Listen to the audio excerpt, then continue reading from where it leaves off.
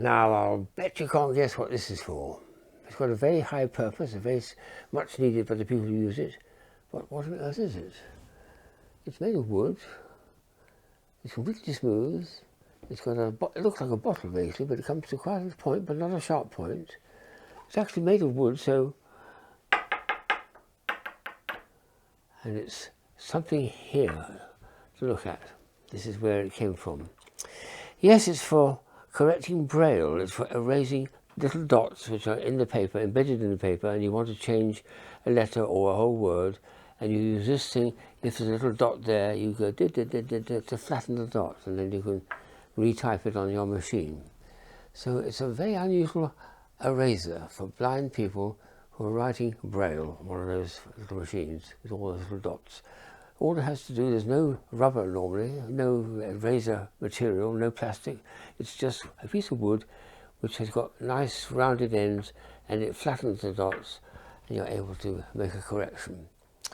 So I'm looking at other erasers in my collection which have got something a bit unusual with them, and here are some of the examples. This one here is supposed to look like a diary or something like that, or a notebook. It's actually entirely made of plastic or rubber, and any part of it you can actually use to erase on the bit of paper. And it doesn't even open up. And it says this is 1,000 reasons why we live for Friday. Something philosophical going on there. Anyway, that's a very unusual and quite large and generous eraser. Now, for the fastidious people who like to keep things tidy in the office, this is not a pencil. You can sharpen it. In fact, you have to sharpen it to reveal this bit in here, which is not the pencil material. It's the eraser material. It's some sort of rubberized plastic. And then, as you're doing that, you have to tidy it away because you're a bit fastidious about it. So, I think that was made in Japan, that one. Stettler. Oh, there we are. Here's an extraordinary idea. This is, of course, a yo-yo, but that material is exactly what you need. And just about works. Well, I hope it will work better as an eraser than a yo-yo, but there we are.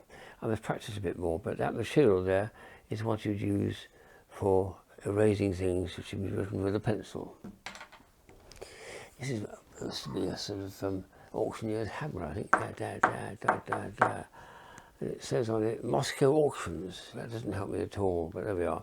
2 hammers on the end, both made of the right material, a kind of rubber compound, so they can use for knocking on the wood to declare the auction has won, the auction is finished, closed, and at the same time it's actually rubbing out the pencil which you want to correct.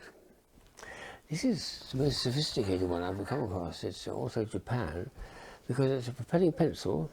There's a pencil coming out, one of those very thin pencils coming through a very fine tube. The Japanese invented that, and it's got the rubber there as well, but it's not on the top here. It's you're propelling.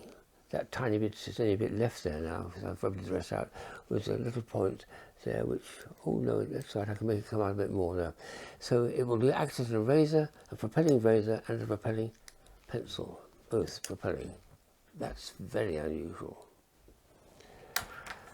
This is a bit gruesome, this one here. It's a red finger, as if it's got blood all over it, but not at all, no, it's just normal rubber compound, and when you've got something you want to correct, either that way up or that way up or any other way up, but just rub, and it'll do its job of erasing the message which you want to correct. So it's an eraser.